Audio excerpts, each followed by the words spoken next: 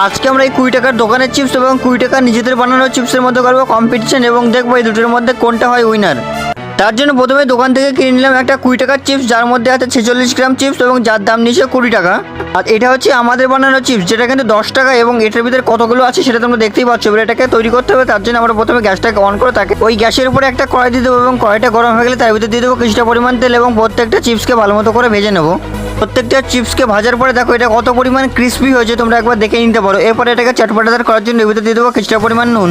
আর এটা কিন্তু লঙ্কাতে ভালো লাগে, সেজন্য একটা কাঁচা লঙ্কাকে ভেজে নিচ্ছি। এবার দেখা যাক এই দোকানের চিপসটা খেতে কেমন হয়। তোমরা দেখে নাও এই 20 টাকার চিপসের ভিতরে কতটা পরিমাণে হাওয়া আছে এবং কতটা পরিমাণ চিপস আছে। তো চলো এবার এই দুটোর মধ্যে কম্পিটিশন করে দেখা যাক কোনটা খেতে কেমন হয়। প্রথমে আমরা আমাদের নিজেদের বাড়িতে বানানো চিপসটাকে ট্রাই করে দেখবো। আর এই চিপস কিন্তু আমরা প্রত্যেক বছর বানাই এবং খেতে প্রচুর পরিমাণে ভালো হয়। এবার দেখা যাক এই দোকানের চিপসটা খেতে কেমন হয়। যদি বলি সত্যি কথা, এই চিপসটা হাতে নেওয়ার পরে আমি বুঝতে পারছি এই চিপসটা প্রচুর পরিমাণে পাতলা এবং মশলার পরিমাণও খুবই কম, তো আমার খুব একটা ভালো লাগেনি।